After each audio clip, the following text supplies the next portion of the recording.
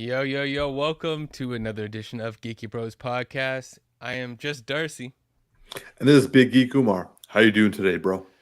Oh, it's Friday and it's been a long week. So I am glad to just be moving into the chill vibes. I'm hoping to do some Subway after this. Like I'm just on simple mode right now. You know what I mean?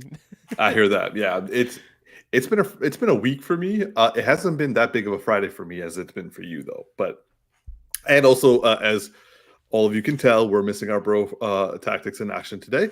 He's got some work to do, so hopefully we'll catch him next week. And yes, Darcy, let us begin because we actually have a pretty stacked deck. And also, let's get your brain transition from work to geek.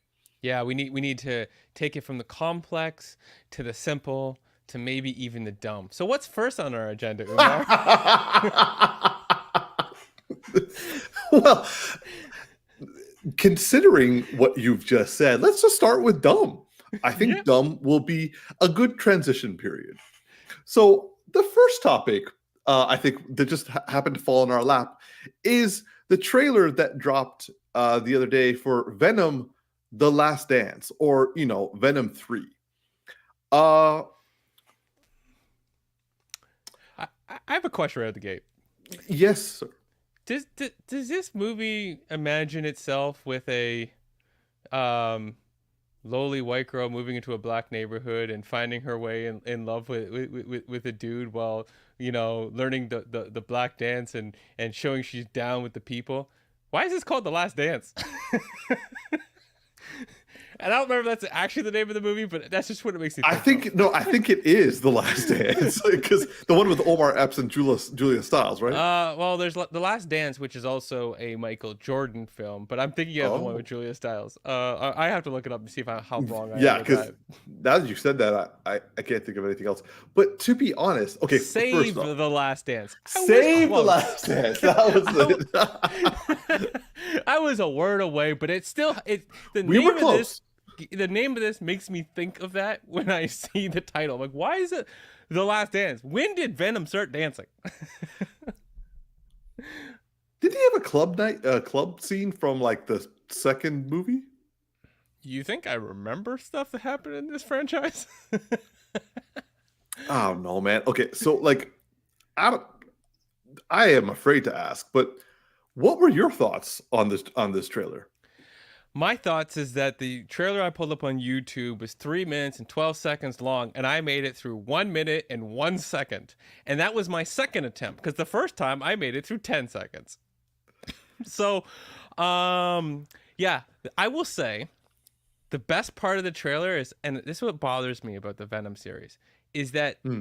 the comedy between Tom Hardy and the Venom like symbiote itself is actually funny, and then everything else is stupid. Like I told you back after the first film, my favorite character who had the most character development was his ex-girlfriend's new boyfriend, the Doctor. Oh yeah, I remember. He had the most believable character, and I liked him. He wasn't like he was. It was actually super surprising because like how often do you see the new boyfriend written in as a character you actually enjoy, and Exactly. or enjoy more than everybody else? Like, Or think that he's a three-dimensional character in comparison to everybody else. 100% all of those things. So that was super surprising. And I saw the trailer in this one, and I'm like, well, I saw part of the trailer. Let me be clear. I saw You a saw a third third of it. third of the trailer, maybe slightly less, like 29%. But the thing that bothers me is like I'm watching it, and there's like the moment where he's like, Tom Hardy in this case is going, "We are," and then Venom's like, "Venom," and he's like super excited. I'm like laughing because I'm like, why is Venom like a child? Like, why is he so excited? This isn't Venom, but why is this enjoyable? And everything else is just stupid, right? Also, Yeah. I was saying this but when I watch Tom Hardy in these trailers or in these films, you know how he's done all of those movies? Like he's done at least 2 films where he's done a twin of himself and he's acted Yeah. off of himself and it's been fantastic. I always think of this as like his twin variant is making these films, and I'm thinking of him as Tim Hardy, and Tom Hardy's out here just waiting to He's just getting the checks. yeah. Tom is just looking for Tim better films. Hardy. Yeah, it's just like, I'm not trying to hate. I got family members named Tim, but I'm just saying it's got more Tim energy than Tom energy in these vibes, because it's like, it's just, I just wonder why he's in the third film at this point, and it's clearly because of the check, because they keep making them, because they keep making money on them. I know. And it's because he's funny, but it's bad. It's just bad. I don't like it. Yeah. Like, okay, so as someone who did watch the full trailer, and I will say it took me 3 tries. One more than me. Yeah, I did it because I felt I had to for this podcast, because I was like, this is somebody had to be able to talk about the whole thing. But I'm not the worst person, because you guys know I hate this franchise just in concept, let alone in like execution. Yeah, but I mean, Tactix avoided this whole podcast today just because he had to. He brought this trailer into his life. so I made it to a third. He just rejected the concept. It's like, hey, here's the agenda. Nah, bro, I got work. I got work. I'm sorry. I'm skipping this week if you think I'm gonna be watching this trailer. Okay, so all right, so the Venom 3 trailer was okay, so T confirmed. Yeah, he just jumped into the comments. Facts. He's skipping the week for this trailer. He's giving us support and views, but he's not going to be here for the conversation. I get that. I almost wish we took this off the agenda, but like, here we are.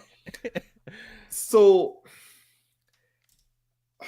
I know I'm known as a hater. I know I'm excessively critical when it comes to comic book movies, and also people say I need to like not be so critical. Like, don't watch a dumb movie. Just, it's a popcorn film. Don't turn your brain off. Enjoy yourself.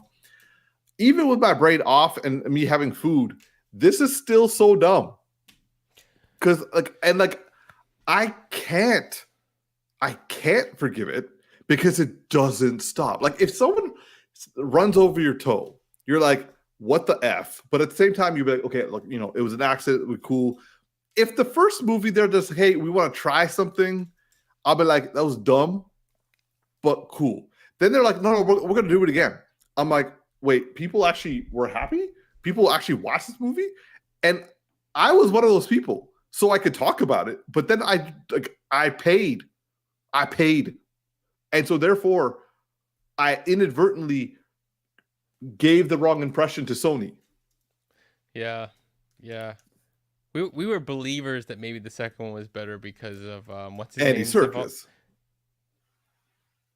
Was Andy Serkis in the second one? He was directing it. Oh, you mean Woody Harrelson? Yeah. I mean, I don't want to have to remember Andy Serkis was directing it. That hurts my soul. That one stings. It stings. I was thinking when you said the running over my toe analogy, is like, this franchise is like somebody running over your toe, backing up, parking on it, getting out, and trying to have a conversation with while your foot's still underneath the tire. That's how I feel. Yeah, absolutely. Okay, so the trailer, first of all, I don't even know who the antagonist is. Now, I will say the Venom comic books have definitely taken off. I think that Sony begged Marvel to do that so that they have content to actually adapt. I haven't been keeping up with the Venom stuff, but at the same time, I have no idea who the antagonist is. Secondly, you mean after watching the other 2/3 of this trailer, you don't even know who the antagonist is? They drop a 3-minute trailer. You usually don't find out who the antagonist is in a 1-minute teaser vibe, but like 3 minutes and you don't know who the villain is? I mean, the person who wrote this and directed this, well, they wrote the previous 2 Venoms and also 50 Shades of Grey. So I don't think they're the best people to kind of show like what needs to happen. I will say the only thing of interest for me in this trailer was to point out all the different actors they got into this movie. Don't tell me it's a stacked cast. Well, we already had Tom Hardy. Yeah. We also have Chiwetel Ejiofor. I have no idea if you said that right or not. Neither do I. I never know how to say his name. And yet I'm like, every time I'm scared to say it. It was like when I used to say Giancarlo Esposito wrong. Sorry, Tactix' comment. The antagonist is whoever greenlit this trash movie. Oh, that was... Yes. The antagonist of our lives. Yes. Which, if I'm not going to be alive, Sony is the... Like, minus everything animated Spider-Man, Sony is the antagonist of our lives right now. Yeah. So, anyway, so... Chiwetel Ejiofor is in this. Juno Temple is in this. Like, she went from Ted Lasso to this. Why? Why? There's a bag to be made, my guy. There's a bag. Yeah. And then also you have Alana Ubach and Reese Ifan who are in this. And I'm just like, so is it like, are they just like throwing money at actors at this point? Or are they lying to actors saying that this is MCU?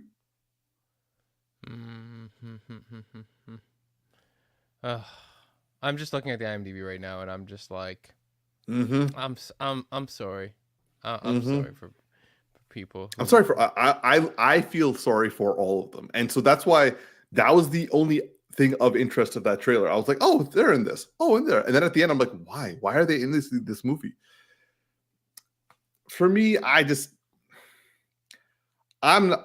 will not watch this in theaters.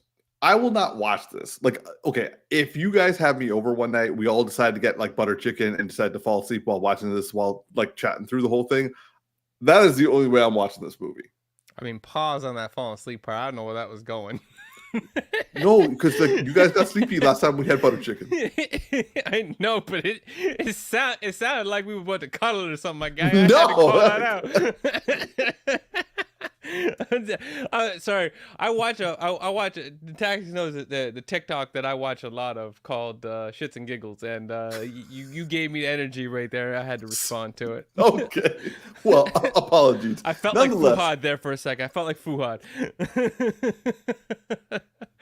Oh, so yeah. I will not be watching this movie. I also will not be watching any further trailers regarding this. Like I don't even know the circumstances. Like my partner will have to like beg me to go. No, she won't have to beg me. She just tells me to go watch it. I'll go watch it. Like that's the only way I'm going to go. So hopefully she's not watching this episode. But anyway. I'm gonna leave that comment right where it is. I'm gonna put that on screen. No. Let's just say, if you want to know what Tactix said, it's exactly 13 minutes and 10 seconds in. Go check us out on YouTube and go read the comments. Okay. Moving on. All right. So the next trailer that came out was, I will say, the exact opposite of this trailer for me personally, but with the same result, and I'll get to that in a second. So the trailer for Alien Romulus finally dropped. Now, for those of you who don't know, this is meant to be a modern day Alien movie, and the director is let's see if I can pronounce this correctly, Fede Alvarez, who happened to direct Evil Dead and Don't Breathe. And that's a good start. I like Don't Breathe. Yes. Also, the person who wrote Evil Dead and Don't Breathe is also writing this one. So basically the exact creative team for those films are doing this movie. That's good. I've heard good things for Evil Dead. I haven't watched it. I heard people loved it. And these people know thrill and horror. Also, I know Ridley Scott is producing this.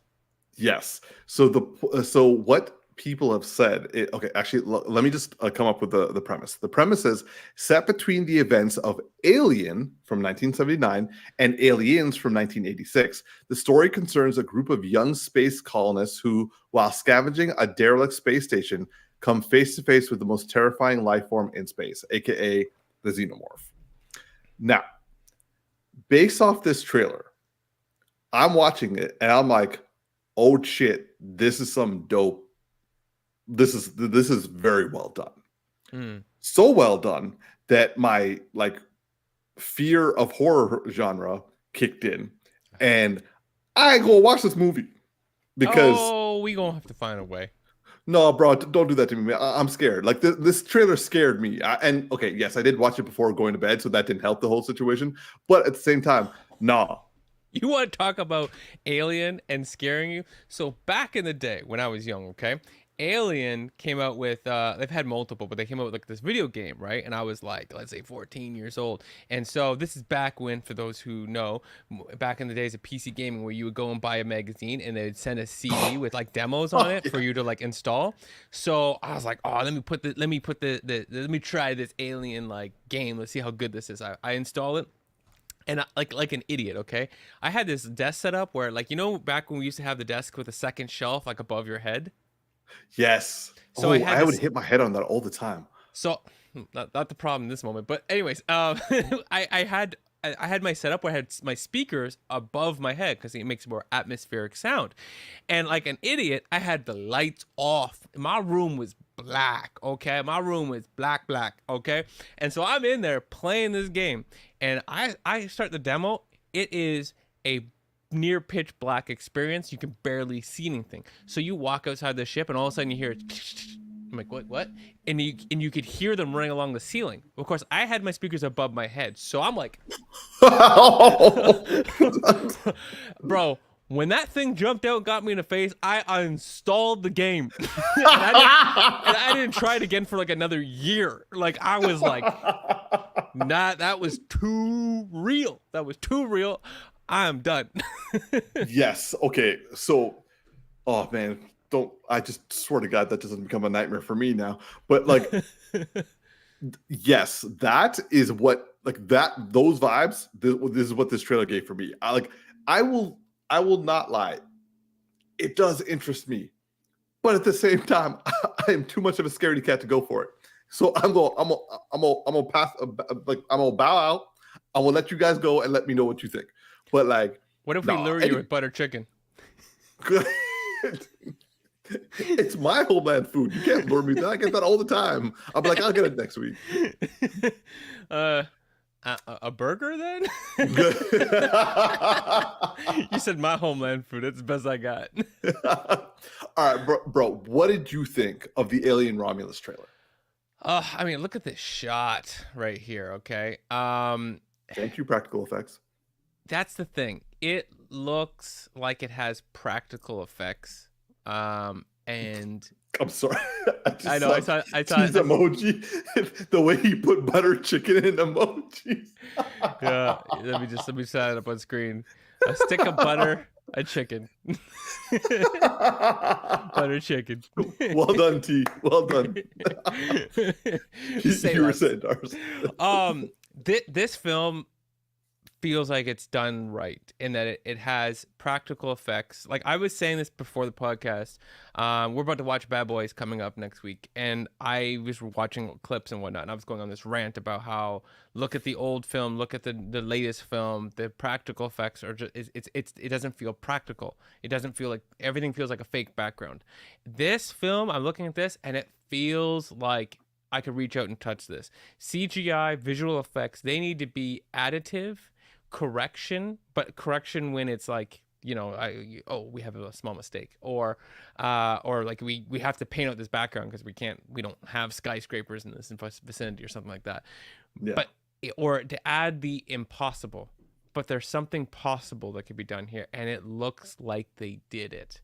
It looks like they really are blending the techniques of the old, but they are adding the new that we have, and it feels grounded. It feels like sharp, but it also feels like old technique, and it feels like the thrill is actually going to be there. And, you know, like there's nothing worse than being like, I'm in this film and all of a sudden they want to have this like large CGI fest with the alien running, and it just feels unreal. Like what really made these films sell so well back in the day was the anticipation of the moment. And then when they would actually bring the alien out, they would create a new anticipation of like, I'm fully seeing this, but it's going very slowly to the moment of death, and that is painful. Like it's Yeah. like we go from the like, I don't want to see this thing to can you hurry up? Can you hurry up and do the kill? Why are you dragging this out? Why is this hurting me so much? And it looks like they're gonna bring that element to this and not focus on like, hey, look at all the cool new CGI we can do. Like actually make a good film. And so I'm in to watch this one. I definitely think that there's this is going to be something my lady's going to want to go see. I know Tactix lady's going to want to go see this. She loves horror more than any of us. And so I just think overall here that like, you know, there's good reason for multiple people to drag you out to this theater, Umar. The one time you guys drag me out to like when you guys go out is the one movie I don't want to see. But okay, so leaving my fear aside, which in and of itself is proving that this film is getting across the vibe that it wants to. It is supposed to be a space horror film. So the fact that I'm having this reaction means they're going like I've watched a few of the other Alien films. The first one traumatized me, and there's like, I mean, aside from, you know, Sigourney Weaver making it better, but like anyway, like there were elements that I was like, yo, I don't want to watch this movie. But this was like, I could handle the previous stuff, but the first one messed me up when I was a kid. But after that, I kind of got stronger. But they became less scary and more action-y. Yeah, yeah. This is like, nah, we go, like you said, we're going to delay the moment and then we're going to make it painful. And the trailer alone it's shorter than the Venom trailer. And I had a very strong emotional response to the Venom trailer that was persistent the whole way through. This, I was all over the place, but none of them was of disgust. I was like, I'm scared. This is interesting. This looks intriguing. Wow. The sets are awesome. The alien looks dope. I'm still scared. I don't want to go watch it, but I am intrigued. Yeah. So we need to find a reason to make you watch it though. Watch it, like get like 97% on like both like critics and also audience, and I'm just like, I have no reason not to go. Yeah, it'd be like best film of the last decade. Everybody must see it. Umar is I'm gonna stay at home with my butter chicken. You're not wrong. So nonetheless, I will say that, and also I haven't seen Evil Dead, and I haven't seen oh god, what was the other movie? Damn, I can't think of what it is. Yeah, my brain just like completely forgot it. Don't Breathe. Yes. So I haven't seen either of those films. However, I heard very good things about both of them, especially about Don't Breathe. Don't Breathe has gotten like a huge cult following. I heard the sequel wasn't great, but like the first one was fantastic. Yeah. So if they can do that with normal people, well, Evil Dead doesn't sound like it had normal people, but with Don't Breathe, I know that it was like pure, like just normal people. If they're going to start including that level of like awesomeness to the xenomorphs and to the face huggers, like you were talking about the face huggers before, like, can you imagine the fucked up situation? Like the trailer where they showed the face hugger, that was messed up. Yeah. I was just watching like, and you dead. Yeah. Yeah. So like for me, I will say that this felt like aliens have come back. Like this, like the guy clearly respects the source material, the franchise. He respects what it was, not what it became. Yeah. And it's like, I am going to go back to, I'm going to pay homage, but I'm going to do it my way of the old school. And like, damn. There's something, some property or something recent, I can't remember what, where somebody took over a movie or franchise and truly understood the source material. And I'm looking to these returns to form where people are like, I have always been a big, I'm thinking of in Star Wars with the Mandalorian is what I've been thinking about. What's John his name? Favreau. Yes, John Favreau, but the Oh, other Dave Filoni. Dave, yeah, Dave Filoni. Where it's like Dave Filoni is a massive fan of George Lucas, right? And everything that was created with Star Wars, and truly understands it, and then wants to bring that forward. Now Disney's the whole thing, but and we'll get into that later. But having people who are deeply invested in that property, that at its origin are like, that's unbelievable, and they want to focus on creating that, and they're not going like, oh, it'd be cool if we did that with a bunch of new. It's like, no, I want to do my version of that, or a continuation on that, but I really want to I want to bring what I love and mix it with this, and but really, really like pay homage to that piece. And there's certain people who've done that with properties, and they've been the best things that we've watched in a period of time. So I look forward to seeing what this happens here. Yeah. So Tactix like Evil Dead was fucked up. Umar would legit die if he watched it. He knows because like the last time he said that was when he and his buddy was watching it, and they're like, "Yo, Umar must be dying right now," and I was. And then he's like, "You laugh because you know it's true." And he's like, it would turn you into a whole bitch if you watched it." I will be sitting there just like closing my eyes, closing my ears, and you're all like, Evil Dead.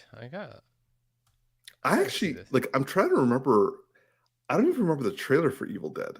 Is it Evil Dead Rise? Because there's Evil Dead is 1981. So is it Evil Dead Rise? No. The one with Fede Alvarez is Evil Dead from 2013. And it had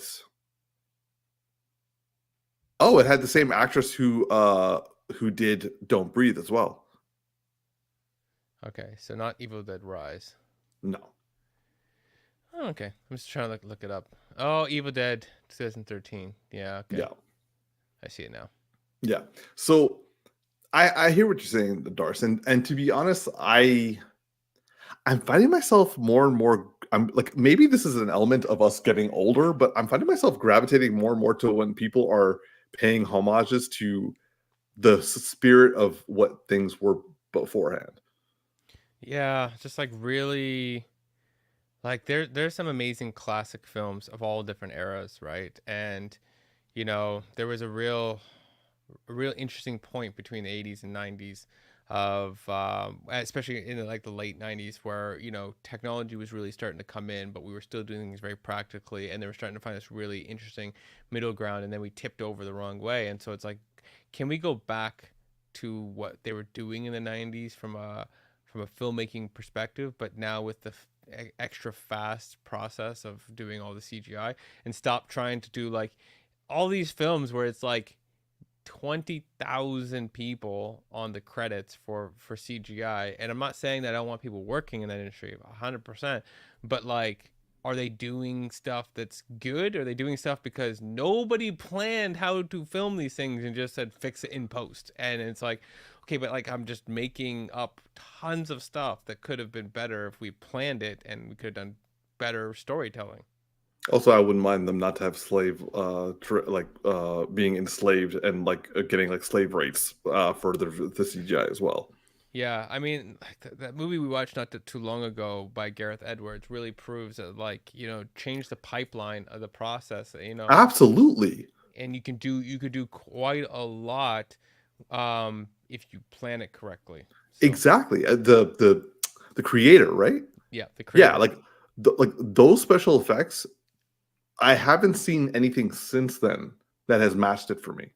Yeah, and the thing, it's like, who would have thought that if you just edited the whole film and planned a lot around how you were going to do certain CGIs, because you knew that certain things were going to be complicated based on the design of what you're doing. But even if you just did normal, like you didn't have to invent anything, it's all stuff in the normal pipeline of CGI work in your film, right? But you edited the whole film and then just said, okay, now the CGI starts and this VFX starts, and we're going to add these things in. We're going to go through all these scenes and say what it is, but we've already edited the film. Because it's really hard to be like making a bunch of stuff for a scene that you're still figuring out. They're making it, and then they're having to change it, and they have to change it. And by the time we finally get to final, it's like, I don't have enough time to do what you're asking. And I had a way better version that we had to cut out. And if you look at that, it looks gorgeous, and this is going to look like crap because you're giving me like hand in my assignment tonight, start this afternoon kind of energy. Yeah, exactly. And that kind of like, I know this is completely different, but like when when you and I were watching Jujutsu Kaisen this past season, and Mappa was like treating their their visual effects people like crap, and then when you actually gave them time to do it, and like we get the Blu-ray version that is now on YouTube, you're like, dude, night and day. Night and day. And that was still a 9, and it just went to an 11. Actually, we all rate that episode was a 10 when we saw it. Now it just went over. That's all it is. Yeah, 100%. All right, moving on to our next topic. Now, this announcement has been coming in and out a lot. We've gotten a variety of different updates and a lot of I would say James Gunn trying to like calm the waters because a lot of people lost their minds. That's all he's been doing. That's all he's been doing since he took over. God bless that man. Like, he's taking the time to be like, yo, people, chill.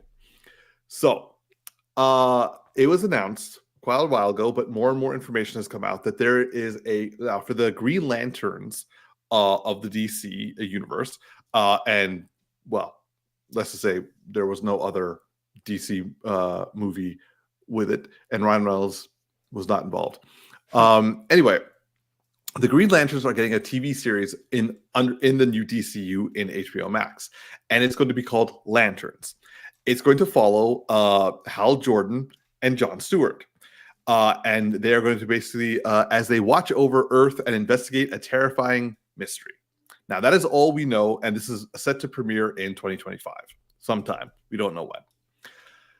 So that was kind of what people were getting at. And then they started giving some more information. That being that the casting has not begun, but what they're looking for is for Hal Jordan to be a more mature character and Jon Stewart to be a younger one. So Hal Jordan, they're looking for actors who are 43 to 49 age range. And for Jon Stewart, they're looking for someone from a 27 to 35 age range. And basically, they're going like, obviously it's going to be like the way James Gunn has described it is he wants us to be like true detectives, but like Green Lanterns and in space. I'm kind of hoping that the fact that I just said space doesn't make Tactix not want to watch this series. But I think Green Lanterns might fly as an exception in there. Okay. Okay. So the thing with this is they have gotten 2 writers that I was actually quite pleased. They got the writer from Ozark, and also they got Chris Mundy, who is from Ozark, and they got Damon Lindelof, who did Lost and Watchmen, the series Watchmen, and obviously the series Lost. They are working together to write the Lanterns series. Now, I have only seen the first season of Ozark, and I was impressed. I kind of lost track of it over time, but I meant to come back to it. I just haven't gotten to it yet. But I found the first season to be very well done, and that first episode really gripped you pretty tightly. And then also, I was a big fan of watching Lost. I mean, the series didn't end so well, kind of like a Game of Thrones style way of ending it. But like the first part was dope as fuck. And Watchmen, HBO's Watchmen series was perfection. Like that, like I did not know how, like I was forced to watch that. And when I watched it, I'm like, yo, I need to get everyone into this. I was not successful. The hater that turns into the biggest advocate. One week you're annoying for one reason, the next week you're annoying for another. Yes, that would define me as a person also. We wasn't trying to go all the way there. But so with all this new information that has come out, again, still very early stages, I have to say personally that I find this mildly disappointing because the Jon Stewart age range means that they're not going to get Sterling K. Brown, which sucks. Mm. But a friend of mine did say that could mean that Michael B. Jordan could take over. Oh, I wasn't thinking Michael B. Jordan as a starting point. Who are you thinking? Our boy from Star Wars who's been betrayed multiple times.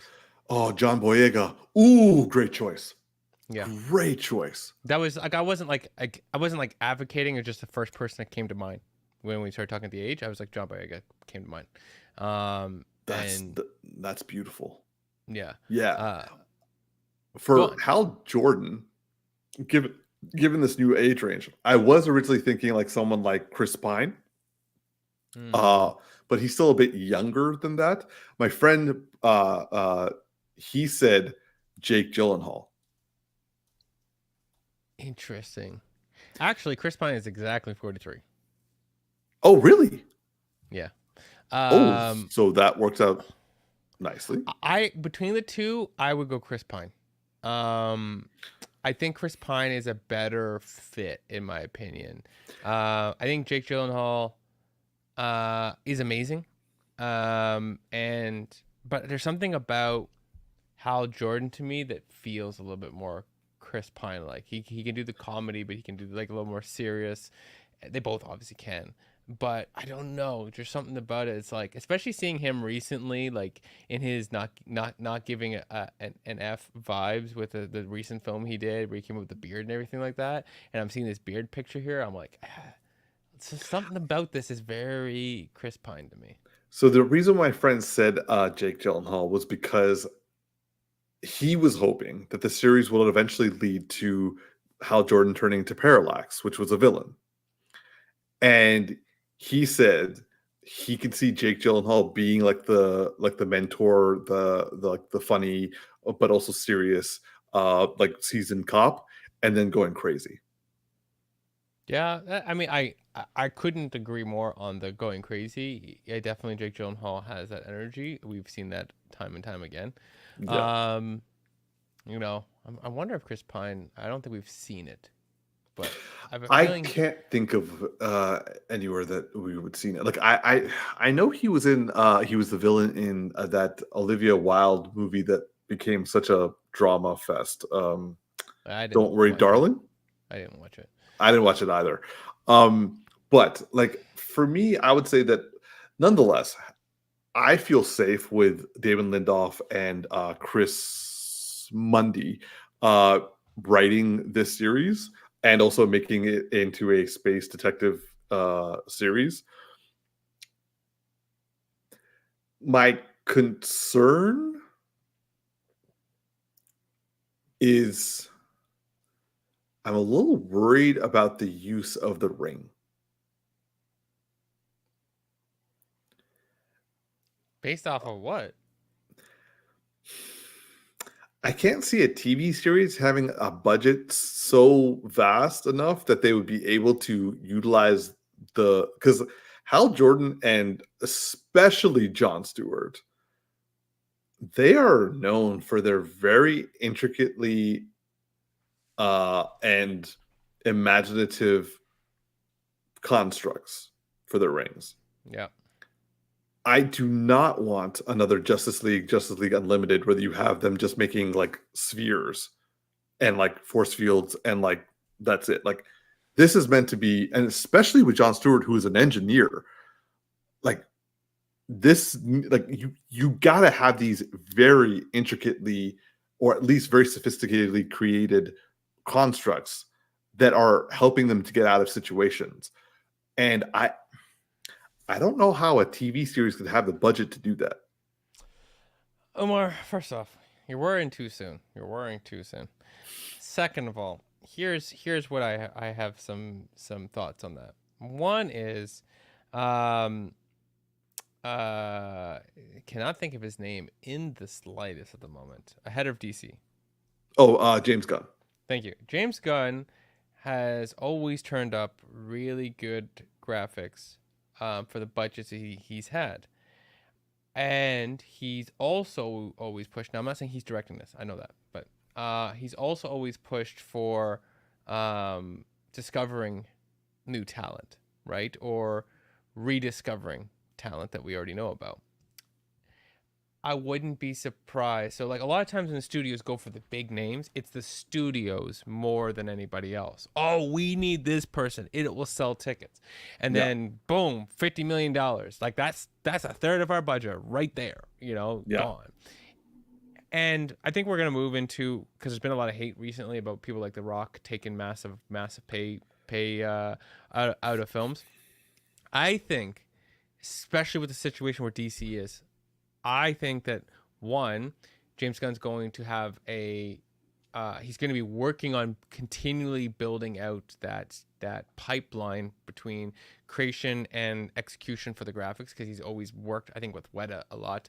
But he has built a relationship, and I'm sure he's going to be like, look, when we're working, this is going to be kind of like the process. This is how we're going to make it most efficient financially to be able to execute. So there'll be some level of like guidance for how things get made.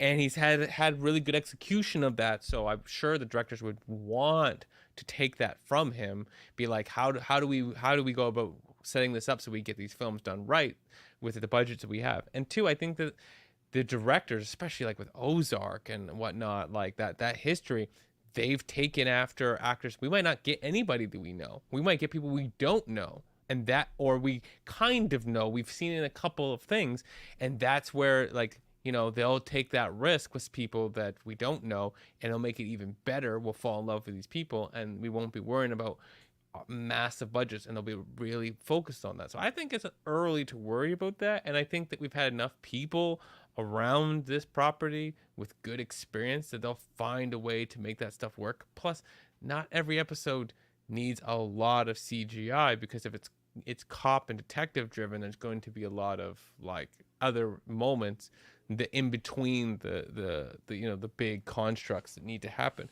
Not every episode needs a lot of constructs, right? When I think back to like watching the animated show, there's constructs all the time, but the whole thing's animated, but there was also lots of stuff where there wasn't, and sometimes that's the best part of the content. So I hear what you're saying, and also you're right. Like, in James Gunn, we trust. Like, the Geeky Bros. For those of you who don't know and who are listening, the Geeky Bros fully support James Gunn. We're not the people who are like, this is the dumbest person, like, as many people have been going online and have been saying. We believe that James Gunn can fix everything. We are not the ones who are thinking that he's an idiot or that he doesn't know what he's doing. My thing is, my fear, and yes, you're right, I am worrying ahead of time. My fear comes from the fact that I think this show could be exquisite. And what I'm naturally afraid of when it comes to something that I think is going to be exquisite, which will definitely come up in our next topic, I don't want something getting in the way of me enjoying this series that is like an inherent aspect of the series. Because like, a lot of people wouldn't be thinking the fact that the rings and the imagination behind the rings are necessary. They are, because yes, like you say, oh well, it has to be character focused, it needs to be story focused, it needs to have like all those different aspects, it needs to be well directed, a lot of great cinematography. I completely agree with all that, but that does not mean that that the rings and the constructs related to it need to be ignored, should be ignored, or should be given the lesser end of the focus. Because the main reason why Green Lanterns the comics have done so well, and the animated series, is when they had the budget for it, and also writers who actually understood what the point of the rings were. Having them come up with constructs to deal with situations imaginatively is what has drawn this comic forward. That's why Jeff Johns was hailed as such a fantastic writer, because when he came on and took over Green Lanterns and brought in Parallax and brought in the other emotional, and then after him, all the different emotional spectrums and all the different ring cores with all the different like emotions and also their different kinds of constructs, that is what bred the imagination and brought the love. I don't want that being brought down to like the wayside for this series because everything else seems stacked in the way that I want it to. That's the only thing I'm saying. I know. It's just early to start worrying about that, you know. Just because it's a TV series doesn't mean it won't be good.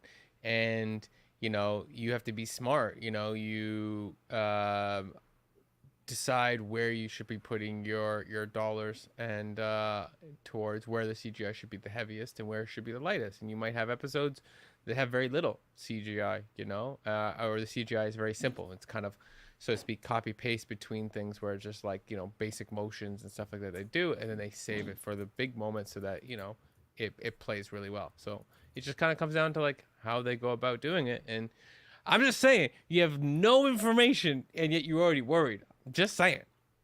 Fair enough. The practicality of using the rings to its full extent in a TV series is the only thing that I find to be problematic. Hey, we have evidence that putting it in a movie doesn't make it any better. So, like, this is true. This is 100% true. Actually, yeah. Oh, jeez. So, in terms of answering Elliot Paul's question, what about Kyle Rayner? We haven't heard anything about Kyle Rayner yet. Oh, wrong one. I missed. We haven't heard about anything about Kyle Rayner yet, Elliot.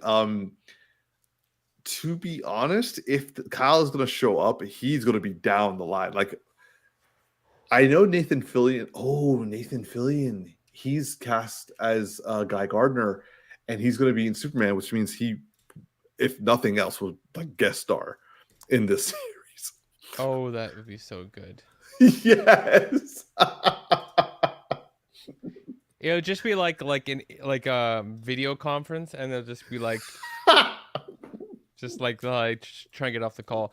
You see that clip that keeps circulating of Batman and Darkwing when they're like going through the list of people from the Justice League that can help out, and they're just like, Nightwing's just like, no, and then Batman just like, he's like, whatever, and then they're like, Nightwing just starts like crumpling the paper, and it's like, oh, Batman's like, we're going under high wire. He's like, that just sounds like paper. Oh, sorry, we're losing you. They just hang up. It's like, it's gonna be like that. Yeah, no, I will say that like I like Nathan Fillion. He's a little older than I would have thought that they would have casted for Guy Gardner, but anyway, he's like the actor has the capability of pulling it off.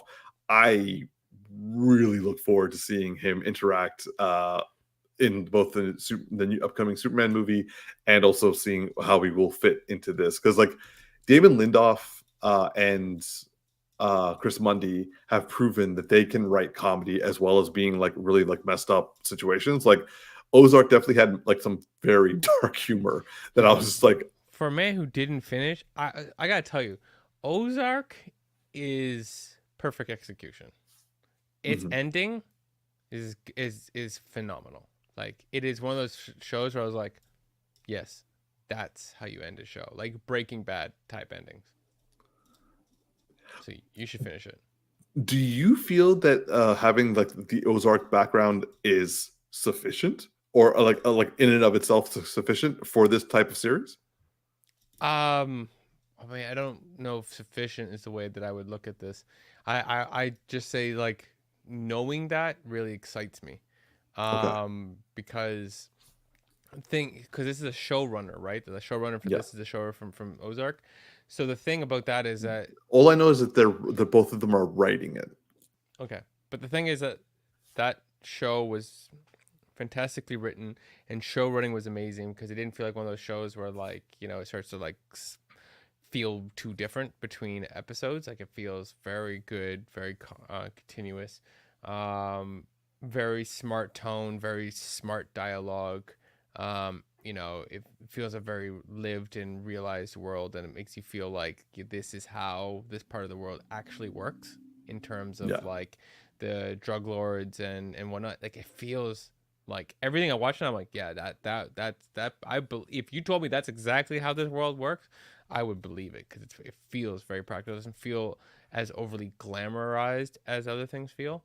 So all of that makes me feel like, yeah, that makes me really interested to see what they would do with this, because it tells me there's like a tone that they're going for, and it's not going to be what we're used to, and I like that.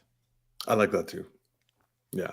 So yeah, I'm excited to find out who they cast for this. I wouldn't be opposed to them finding like relative nobodies, but I do like the Chris Pine, John Boyega casting.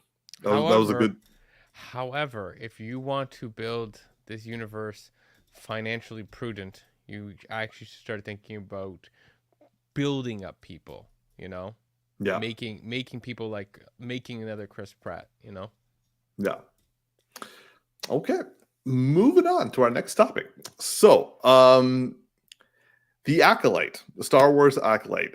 It has the first two episodes dropped this Tuesday.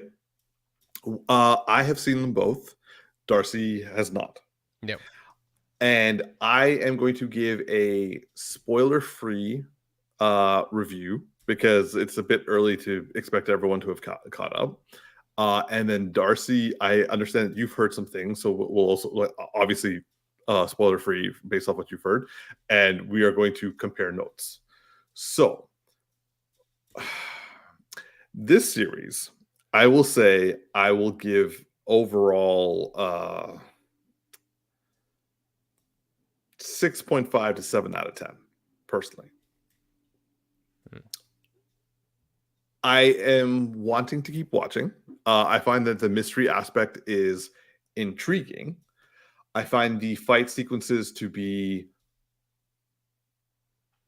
good. I do have some questions every now and again, but at the same time, like nothing significant. I do find that some of the actors are doing a good job. And I find that the sets and costumes, and the graphics, really well done. The cinematography, I was expecting it to be a little bit more creative, but not. Oh, Maybe I came in with a 3 out of 10. okay, interesting. Please say more. Yes, I actually. She did. It's boring. I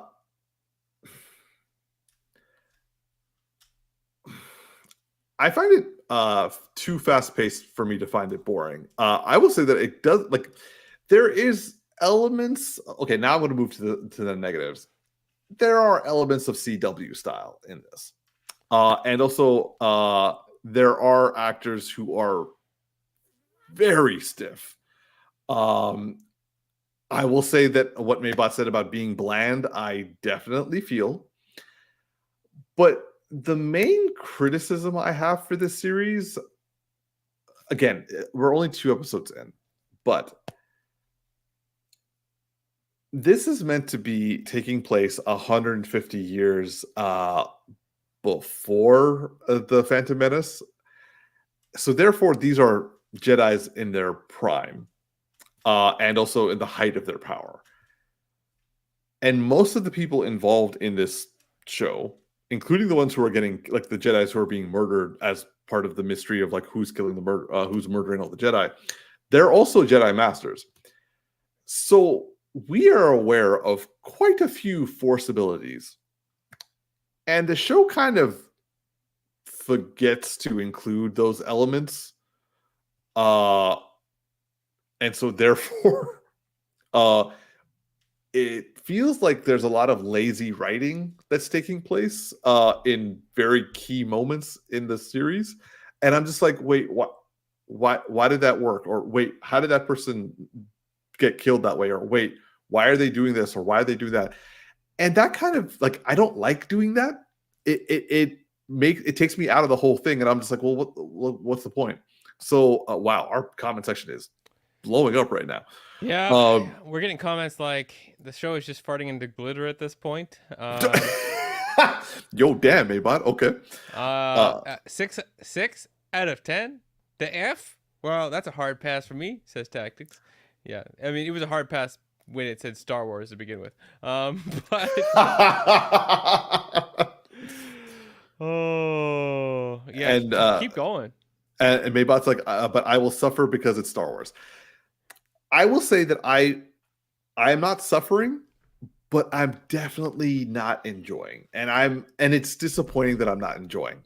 And I don't get why they're doing this, because the person who's writing it, her name is oh my god, Leslie something. Sorry, let me just Leslie Headland. Read that comment. Read that comment. 3 out of 10. Yeah, that's a hard pass than a kidney stone.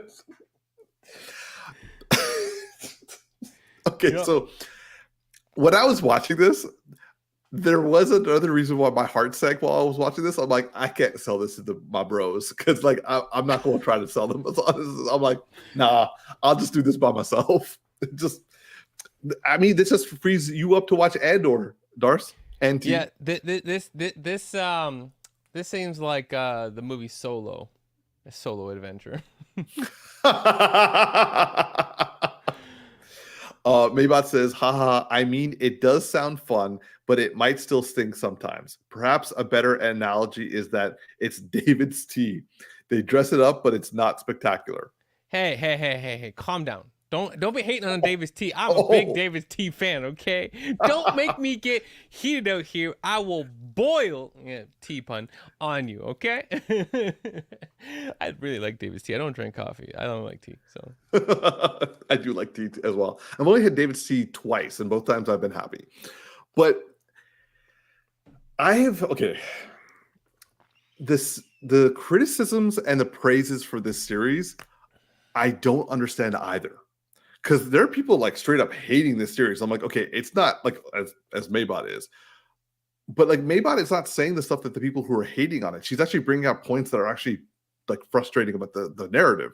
Other people are like, this is the worst Star Wars has ever been. The fights aren't even that good. I will say one person said a very good comment. He was like, given the fights and the powers that they have, the fights are really mundane. And I was like, So I read more of his post. He was like, these Force users should be manipulating the environment as part of their fight, and yet they're just doing like Matrix style fight sequences. And once he said that, I can't unsee it, and now I don't think I can watch the series properly. Yeah, I know, Darce. I know, bro. You are doing an amazing job of selling me away from this show. That's actually what I want you to watch Andor. I don't want you to watch this. Well, trust me, I am not gonna watch this. Like I heard one thing from one of the fight scenes, like someone saying is like, why is it that in like Star Wars or like a lot of the recent stuff, but it sounds like this is like people will live from a lightsaber wound but die from a blade. Like a knife. Oh my god. Oh. You're like, do you not understand how a lightsaber works? It's not like it's like, oh, the only time they activate the Force is when someone hits with a lightsaber. But I wouldn't activate a thing where if you had a butter knife, like oh no, my kryptonite, like utensils. Darcy, you know what the worst part is? The knife was this big. That's what she said. I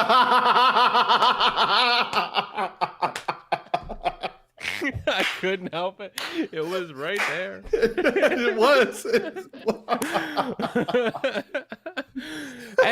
I think as I saw the clip of who died, so it pretty much like that's what you said when you went to heaven. It was this big. When she became one with the Force, it was just all this big. But no, like Darcy, the person who said that is absolutely correct. Howard, there have been 3 people who've been stabbed through the chest with a lightsaber and are just like, yeah, okay, I just one of them put a Band-Aid on it. In this show?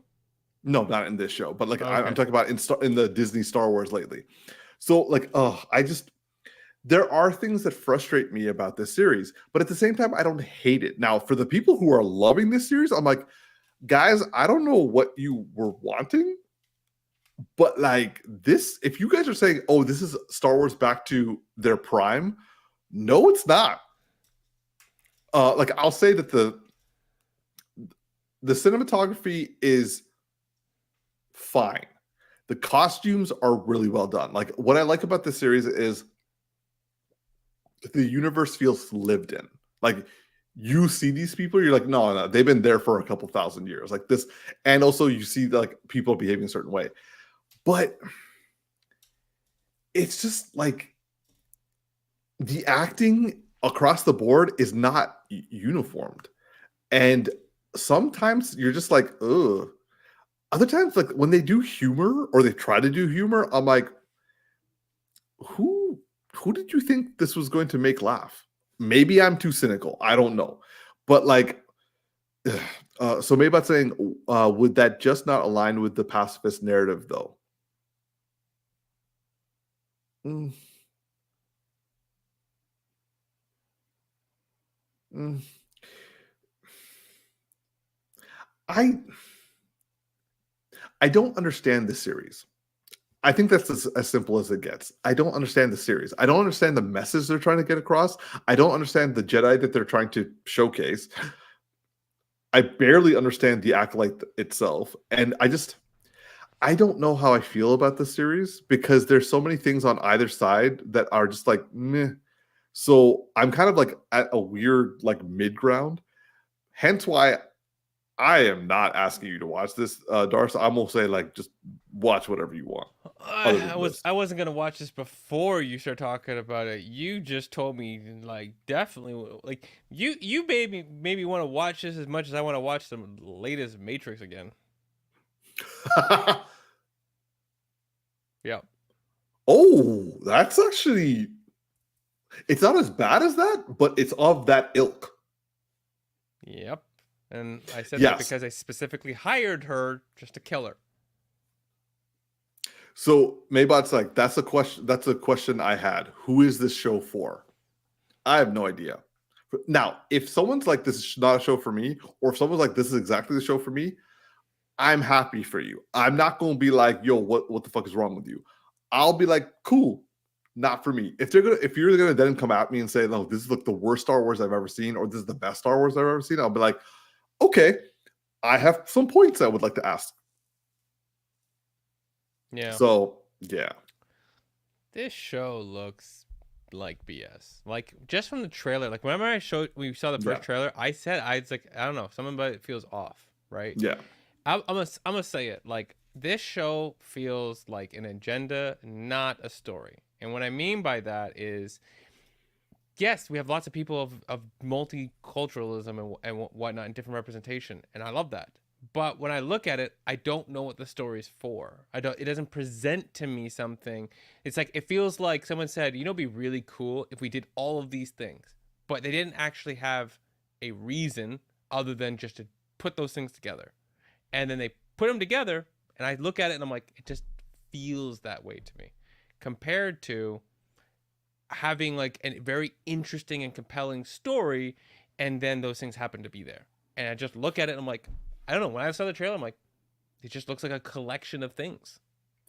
I will say that it is a collection of things. I don't see an agenda being put because story wise and character wise, a lot of these people are literally carbon copies of the original like Star Wars characters. Like the Soul, Master Soul, he's essentially Qui-Gon Jinn.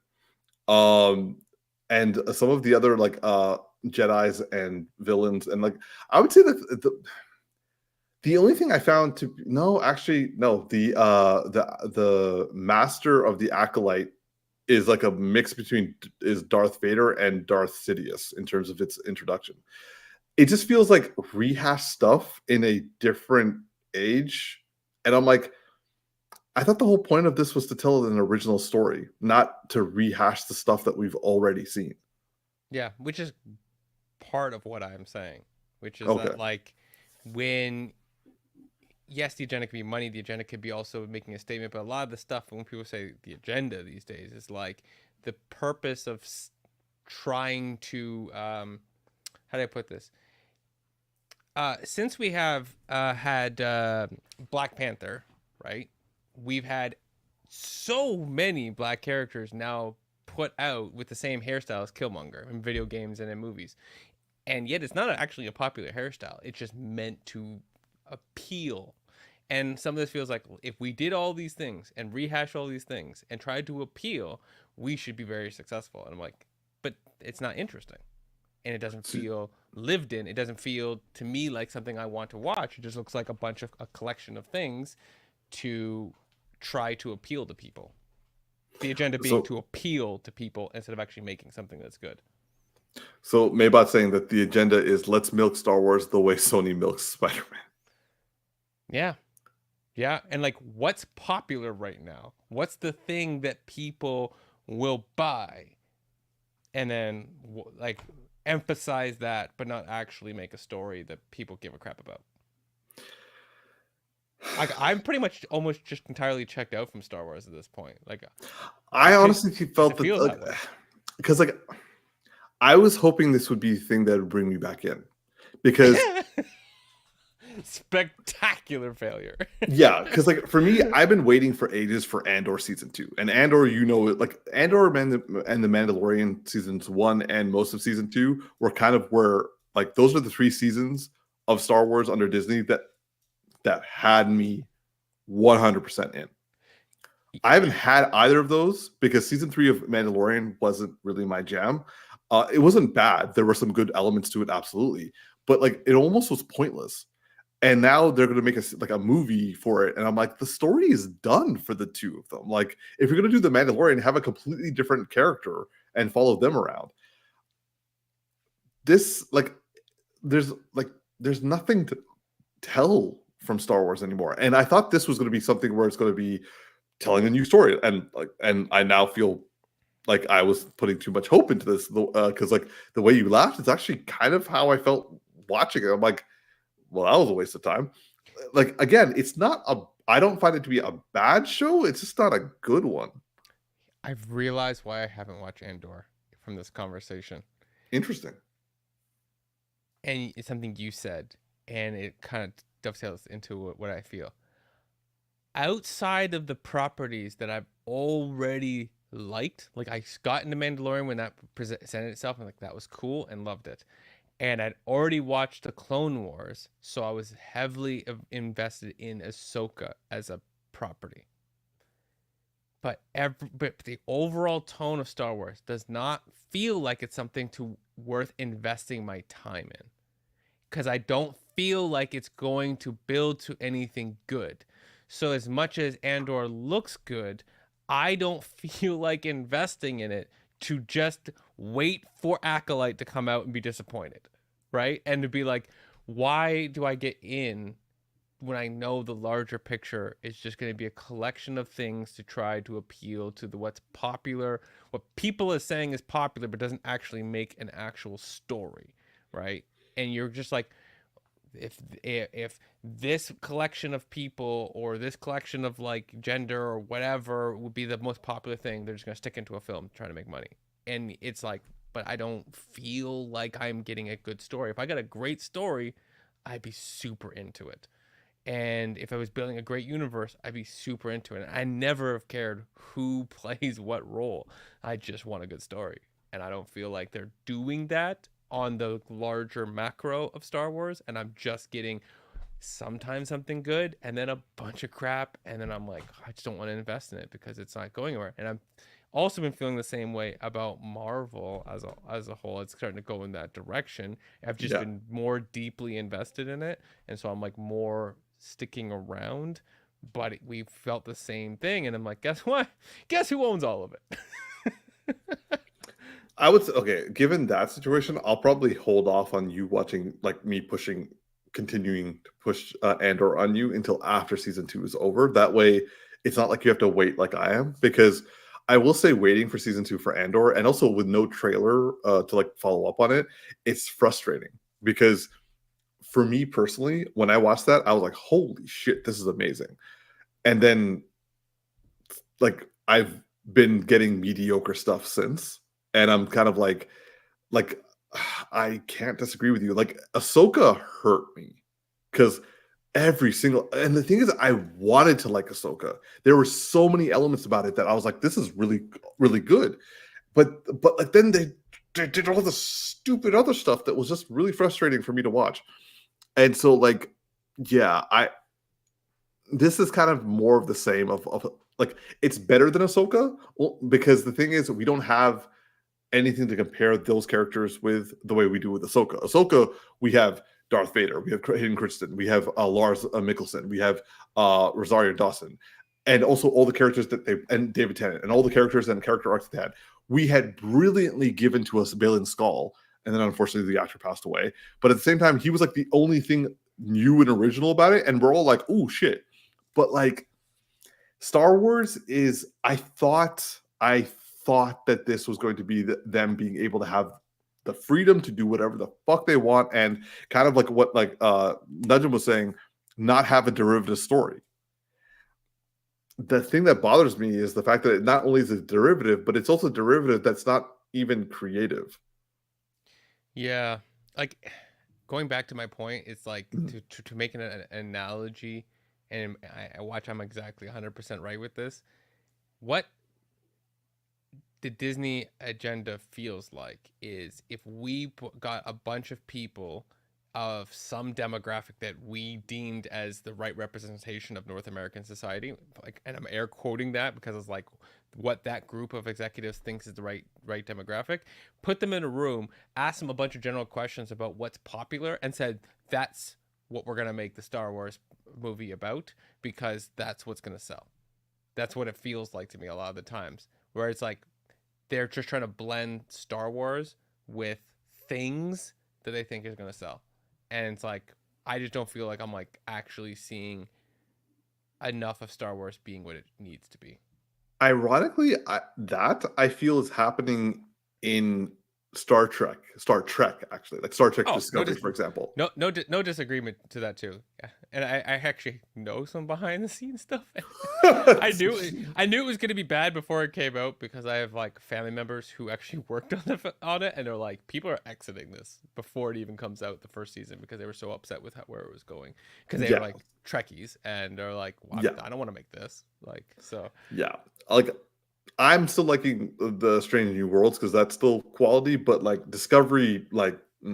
So I would say that I don't feel that way about this particular Star Wars series, but I do see that in others, and I do see that in Disney overall as a property. So I can't disagree with you on that one. yeah. It's not to say that like every single part of every single episode feels 100% that way, but it feels like there's so much of this large overarching thing that it taints too many things, and there'll be elements of its fart sprinkled in everywhere. The glitter is on all the properties, unfortunately. Yeah, and I think the problem is they they don't know how to mature. Yeah. Yeah, they don't know who they're making this for. Yeah, and yeah, like Nedim's Vader versus Magneto's thing, and like the Kingdom of Hearts. Made about saying, I think it's a difficult and perhaps unfair question. Talented acting can be hampered by poor direction. Yeah, I would say poor writing in this case, because like I don't understand what it's for. Yeah, Um, I think that's like there was a question that was asked related to what is better? Is it a great story or great acting, which is more important? And honestly, you can have amazing acting, and it depends on the property. Like you can have amazing acting in the dumbest comedy you've ever imagined in life from a plot, and it wins the day. But it depends on what the property is, right? yeah, But in this, which has a universe, we were expecting great writing, and if we don't have a great story in a large, massive, interconnected universe that is really about its story, like what makes Star Wars original the greatest thing? These people who have these beliefs and these powers, fighting to do what's right, but there's balance between good and evil. And guess what? The villain actually happens to be the father of the main character and his sister, and it's a big twist. And what does that mean? And what is the dichotomy of the whole situation and stuff like that? So it's really, really interesting, and it's just in the grandiose universe. So the story kind of matters here. Right? We can have great acting, but if this is the writing of a Fast X, Yeah. it just doesn't work. I recall Judi Dench was in the Pitch Black sequel, Chronicles of Riddick. Yeah. Yo, she was acting, but what she was given was crap. By the way, I love Riddick, the first one. That's such a it's such a good classic unnecessary. It's simple, but it works because it's thrill, action, and one of Vin Diesel's best properties. Yeah. All right.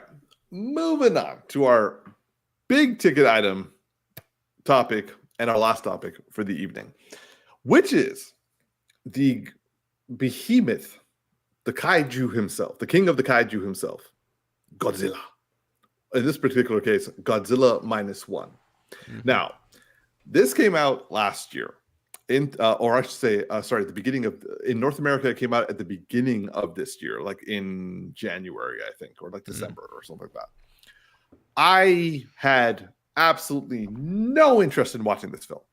I was like, guys, I don't watch Godzilla movies. I watched enough of those stupid ones.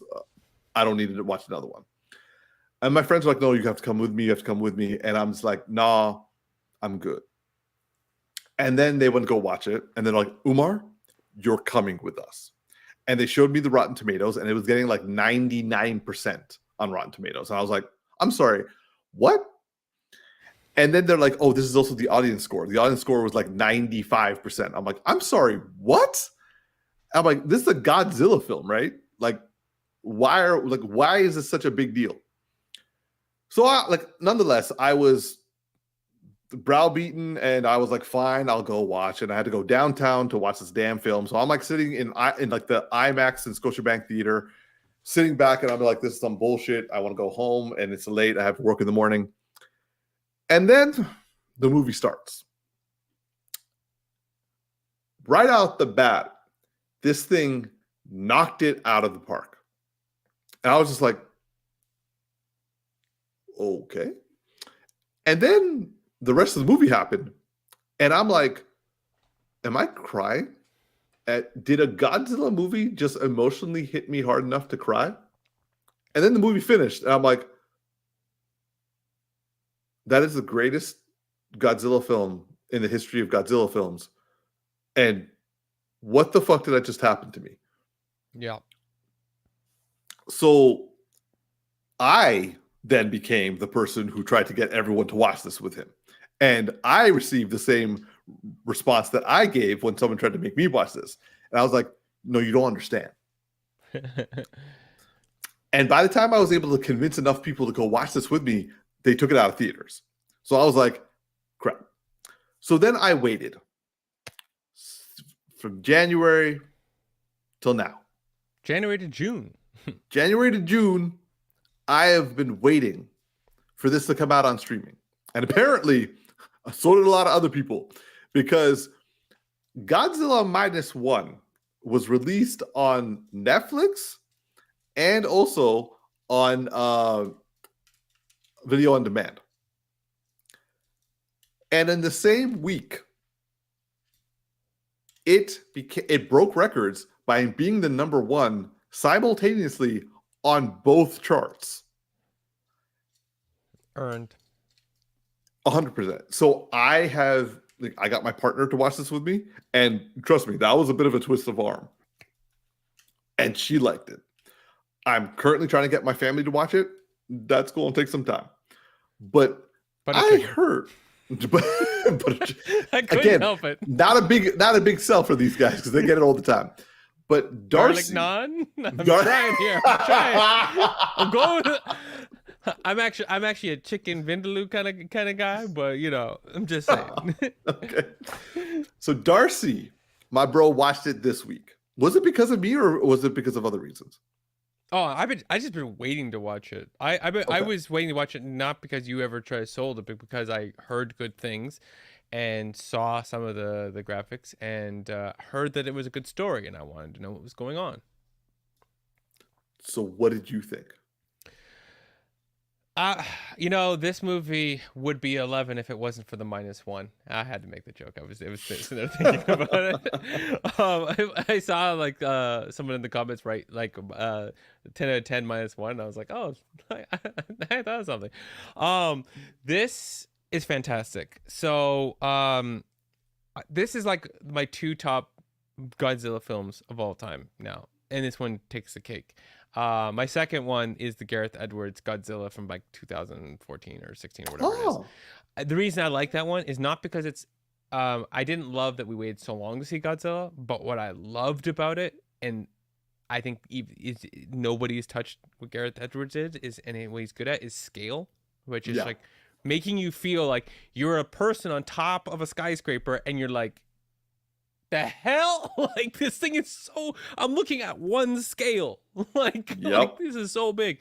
But what this did is phenomenal from the get-go, right at the gate. You know, you're thinking like how long is it gonna take to see Godzilla? 1 minute, pretty much. Like you're like, we're just gonna get right into that.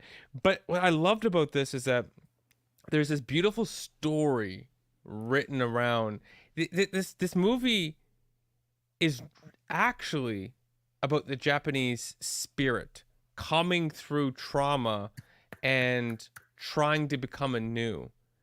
And I don't know the original Godzilla, but it made me think that that's what they wrote the original Yep. Godzilla for, was like this idea of uniting the people after Hiroshima to, you know, like Godzilla is a representation of Hiroshima, but it's Yeah. like instead of it being like this hate towards other people in humanity, it's like a thing that we need to unite around and rebuild, but it's still gonna come get us. So like the way this story kind of works is like right out of the gate, you're introduced to a kamikaze suicide bomber who fails at his mission, which is basically he decides not to suicide himself. Yeah. And you know, and you get right out of the way like how people demonize him for Yep. that act.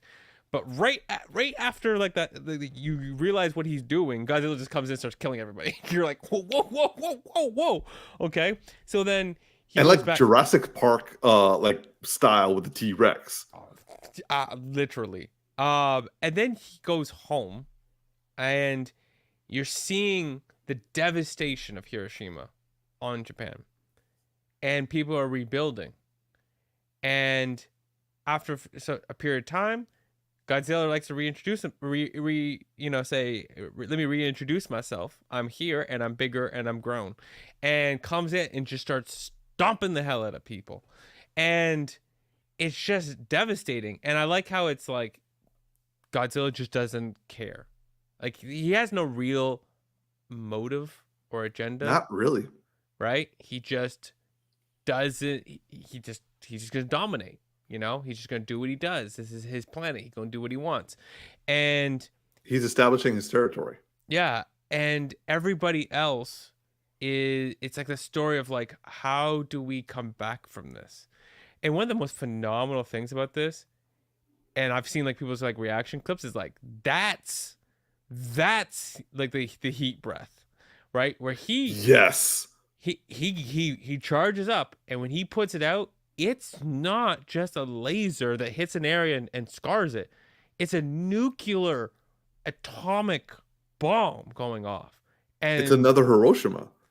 which is why it really is an analogy, right? And but when it hits, it's like you're seeing the devastation of Hiroshima or Hiroshima on the people, but without the story being like, how do I put this?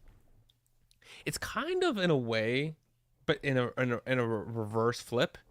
It's kind of like experiencing the stories around the Holocaust through Magneto, right? Where it's Yes. like Yes. it's like a we're going to talk about it, but we're going to like allow ourselves to be a little bit separated in a fictional version of it so we can feel different emotions around that same thing. And this one's like, let us experience this, but like without just being like a documentary of the events, and something that we can feel like we can grow and fight behind. And, you know, there's a beautiful thing about a relationship and people being lost and orphaned and taking care of each other. And then Found there's family.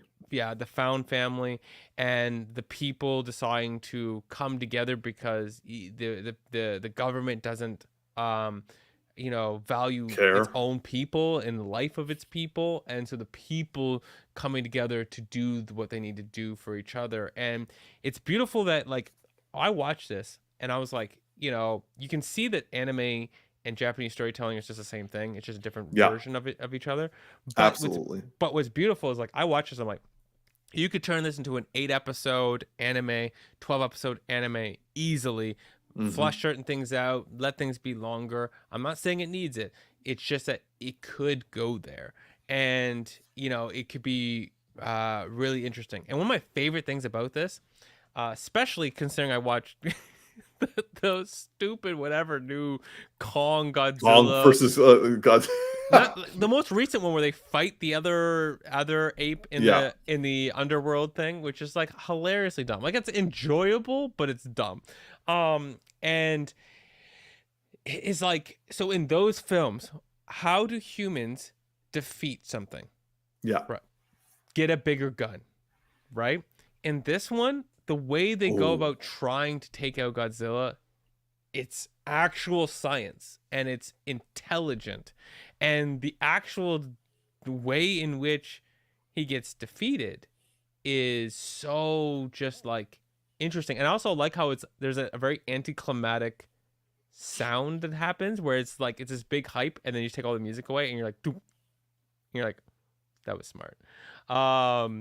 And even the subtlety at the end where there was 2 quick hints as where this story can go. You know, are we gonna go from a -1 to a 0 to a +1? It's like, is that where the story's going? Like, you know, I don't know, but yeah, this is a fantastic film. I very much loved it. The story was fantastic. It had a really good job being centered around people, history, deep emotions, and yet had a giant monster that was terrific and terrifying all in one. Yeah. So for me, what I found about this, so just from a economical perspective, this film was made with a budget of like 10, maybe at most $15 million, 15 million. The special effects for this film blow anything from any other Godzilla, King Kong film in the last like ever. The one thing, like, to compare the Gareth Edwards film, which had also more of a human focus, just like this one, but the difference is for that film, there was, from my perspective, a loss in the storytelling in the film because of the lack of including Godzilla. Yeah, this film was you're hoping you don't see Godzilla. Yeah, because like when he does show up, he is destroying lives. And I remember like watching by myself, like we talked about how like the first scene, literally he shows up in the first 10 minutes and it's like Jurassic Park, and like you're like, holy shit. But then like when he comes back again, like when the people who have been traumatized from his first attack are just starting to get their lives back together, like just like the semblance of it, still being massively shell-shocked, still having severe PTSD from the war and also from seeing Godzilla and also survivor's guilt, all of that being very well showcased. He shows up again, but this time it's like in the water, where there's like certain level of, there's no safety in the water because you're either on a ship or you're drowning, and they cause damage to him, and you're like, oh, that's awesome. And when I was watching it with my partner, she perfectly exemplified this, because like spoiler warning, a mine goes off in his mouth and his head blows off, and you're like, yo, they did it. And then you're like, wait, the movie just like, we're like, how far are we in the movie? And then he heals himself and then gets bigger. And her response was, wait, that's not fair. Like, that's not fair. And I started laughing because I'm like, yeah, it's not fair. It's Godzilla. And the more artillery you use against it, the more destructive force you bring towards it, the stronger it gets. Yep. And then he comes to town and he destroys everything. And you're like watching it, you're like, yo, how are these people getting out of the situation? How are they going to survive? They don't. And then he starts charging up. And my partner was like, oh, he's going to go Super Saiyan. Ha ha ha. And her laughter literally died a second later when he released the atomic breath, because it's like, oh, and you see the wave of destruction that happens afterwards, and the ramifications, because like you said, they take the minute, because they like the anime. Yes, give it 12 episodes, expand certain areas. It doesn't need it because already they wait enough to let the moment settle. Yeah. And then exactly what you said, Darcy, and also what is Maybot is saying in the comment section, the strength of human resilience comes in, and they use science, they use tactics and strategies that all revolve around volunteering to fight this, not being forced to fight this, like you're not dragging every one of these people into a war that they don't want to fight.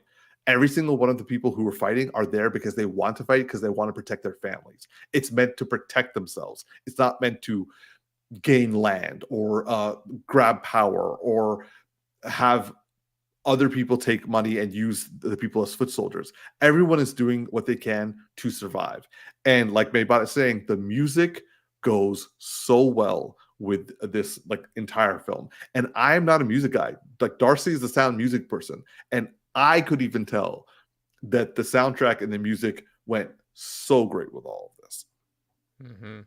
So, and then also my friend Jimmy said this. He's like, me crying in a 2000 in the 2023 Godzilla Minus One film was not on my bingo card. Because if you were to tell me that this was going to be a film that I would actually shed a tear over before I watched it, I'd look at you and be like, look, I know I can get emotional in the film, but seriously? And then the movie happened. And I'm like, well, okay, this is my reality now. Oh, I know. So, the emotions came through. Yeah. Whenever that child cried, I cried. Oh, yeah. I mean, yeah, the movie is just, I was thinking about the Gareth Edward ones, and like I like it because it did something that nobody else had done, right? But it was an interesting take. I agree. If you compare these two films, right? Okay, so let's just say that if we were to compare Gareth Edwards' spectacle and CGI to this movie's CGI and spectacle, that all things, they're equal in that capacity, right? Like let's say there's no argument there, right? But then you take what the rest of the story is about. Typical North American Godzilla film is about humans play with the gods and the fates that they cannot control, and there's a consequence for it.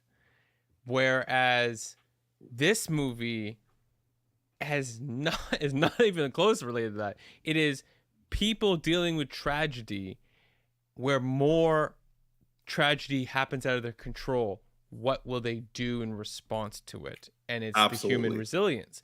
So it's so, which just goes back to why we like anime, the Japanese storytelling is like, it's such an opposite way of thinking of the exact same problem, right? And it's about the inner struggle against the outer force, versus this one being like the Americans just like, yeah, we arrogant enough to think we gods, right? And we're not. And then it's a spectacle of like, what damage will he cause? And we're looking forward to the damage. It's like you said, Jurassic Park. We look forward to the horrific events that are going to happen to people. In this, you said you don't want him to show up because you want these people to be able to move forward with their life. But guess what? And going to very specific on this, the main character in this, even though at the end of it, he confronts things. He spends Hmm. the whole movie trying to run away from Yeah. his shame and his burden, only to find out at the end that people don't view, not all, everyone views what he views as his shame and his burden the same way he's viewing it. But he's avoiding the internal confrontation with how he has viewed himself and his perspective because of his choices. And he spends the whole film not facing them, and then in the end he has to face it, and then things change. And you don't have anything like that when we do North American type films. And so it's just, it's a way better film because of, like, yeah, we all can relate to a bad decision and then wanting to put it away, right? But it keeps coming back. He avoided doing something, which was a suicide bomb, and then he freaked out when he saw Godzilla and didn't do something again. And he created this personality where he kept not taking the challenge when the challenge was presented to him. And that became a dominant part of who he was. And he realized he had to change that in himself. And that's such a strong, strong message to have in the It's film. so much deeper. It's almost richer than that. Yeah. And another, like, because and you've already brought this up, like, for North American, not just with the Godzilla from 2014 from Gareth Edwards, but like all of the Godzilla ones from North America, they have, as you said, glorified the destruction. That is the point. That's what people are looking for. That's the entertainment value here. Yeah. And it's kind of like, oh, okay, so like not only have it shown that like we do things that cause this to reciprocate back on us and it becomes destructive and we're like looking forward to seeing that, but with this film, it's like you see what little they have just from wars against themselves. And he literally had like his home is burnt, and he's like in remnants of what was his house. And over the period of the film, you see him slowly, inch by inch, with this found family, basically creating a home that, like, it's modest, it's small, but like you take pride in when he gets the job. You take pride when she gets the job. You take pride when they have jobs that and they're saving and they have ability to eat. They're able to provide for the little girl. They're also able to get a motorcycle and like find a kind of have people over for dinner sort of thing. And then Godzilla shows up, and when he's walking through the city, even though it's not the same city as they are in, and like just like wantingly destroying things just by like stepping, you're like, oh my god, this is the city that they had just rebuilt, and now it's all going away, and he could come back and we'll find them. And you feel the desperation to defend what little they have and each other. And what I loved about him was the fact that he lost technically everything all over again. And that was like said, like done perfectly in the scene when he's like staring at Godzilla after surviving the atomic breath.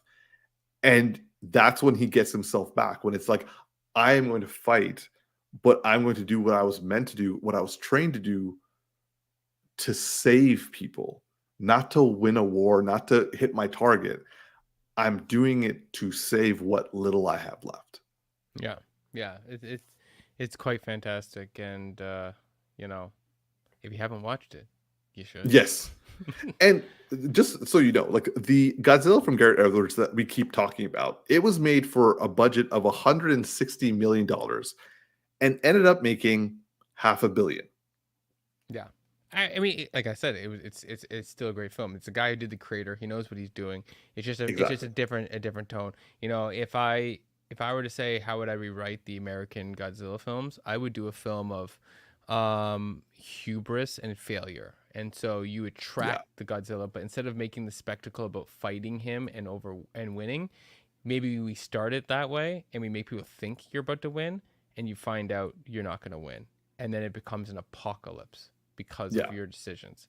And then it's not just a little destruction like we normally see, it's massive countrywide destruction or something to that effect. And then the question is, where do we go from here?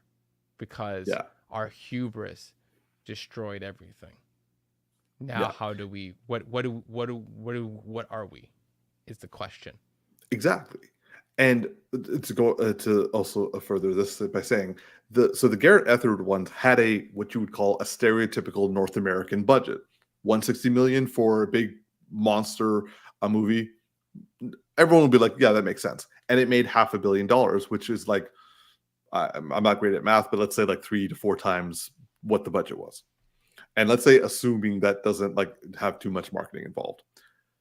The Godzilla Minus One was made for, as we said, either 10 to 15 million and made 115 million worldwide. So it essentially made almost 10 times its budget by telling a much deeper story. And now people have been waiting internationally for this to come out on streaming.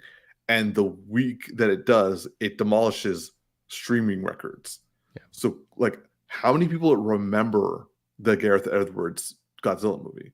And like, and of the Godzilla films, it, like, I would say critically speaking, it was amongst the better one. But people are like, oh, it didn't have as many fights as I wanted. It didn't focus on Godzilla.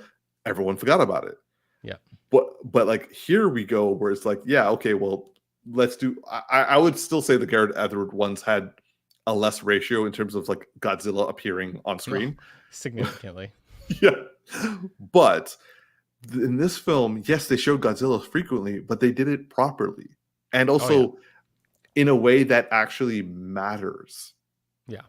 I will say that the Garrett Edward ones, the movie is forgettable on the large perspective of things, but like the story is forgettable, but the scenes that matter are unforgettable. And that's what I love about the people dropping out of the helicopter or the plane down towards him, and you look like you're dropping onto a country, or standing on top of the towers and him walking by and it's like you're at his shoulders, or the most iconic scene where people are staying in the airport and you can see this whole wide shot of the entire view out towards all the planes and you're barely seeing over this guy's ankles. Like those shots are iconic and hard to beat, honestly. I could say even Minus One doesn't really grasp that level of feeling small as that film did. But the rest of the story, I can't really tell you what happened. You know what I'm saying? And so, you know, my perfect would be like Minus One gets a little bit more budget but stays true to itself, and Godzilla gets bigger into the second film because, you know, if you watch the end credit, and then we get a little bit more like that, right? Where it's just we get the like he gets even bigger and you're like, Lord have mercy. Like you get a little like Gareth Edwards like sprinkled in, and I'd be over the moon. Yeah. I would say like if I were like I actually this conversation makes me want to rewatch the Gareth Edwards one because I remember it being like it reminded me of the same feel as like the first Independence Day movie. Yeah. And this Godzilla Minus One reminded me of like a much larger scale version of Jurassic Park, the first one. Yeah, that's a good way of looking at it. I'll send you some clips after, just clips, because like when you see those clips, you'll be like, oh yeah, that scale is massive. Oh no, I remember the scale was massive. Yeah. But I like what Maybot says. Like Disney should do a case study on Minus One and the balance of epic fights and compelling storytelling.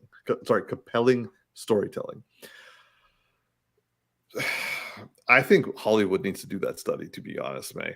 But yes, it like I would say that like since Disney is currently the main thing that we're watching these days, or the main content that is being released, they should like at least adopt that study as quickly as possible.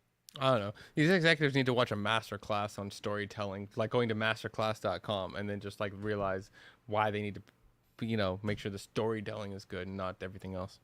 And if they're too cheap for that or too like don't have time for that, watch an analysis video for Christ's sake on YouTube. Like there are some good ones out there. Like wasn't it like the Nerdist? Like you put me on that one. Like the guy who does like all these analysis of like great films and stuff. Nerd Writer 1. That was it. That was it. Those are two different channels. But yeah, I've seen the Nerdist, but I love Nerd Writer 1. He does analysis of films, but he does analysis of so many other things, music, stuff like that. It's just even art. Like he talked about, like, I think it was a Van Gogh. He did like an analysis of like his last painting or something like that. He goes and he said some like it's things that interest him, and it's non-specific to topics. Yeah. Random plug, Nerd Writer the number 1 as the numeric, and on YouTube that is a deep dive of You Could Be Lost for Days on there. Oh, great videos. Yeah. But yeah. All right, Darcy, I'm going to volley it back to you for our closing remarks. Well, thank you guys. This is another edition of the GeekyBros podcast. If you are listening to this, you can go to YouTube and see the comments, especially the ones that Tactix leaves that are unsavory at early in this film. But other than that, please like, subscribe, and enjoy. And we'll see you the next time. I'm just Darcy. This is Big Geek Umar. Thank you all to those who were commenting during our podcast. We very much appreciate it. And also, sorry we didn't get to all of your comments because you guys sent a lot. So that's what we want. Thank you. And live long and prosper, y'all. We'll see you next week. Peace.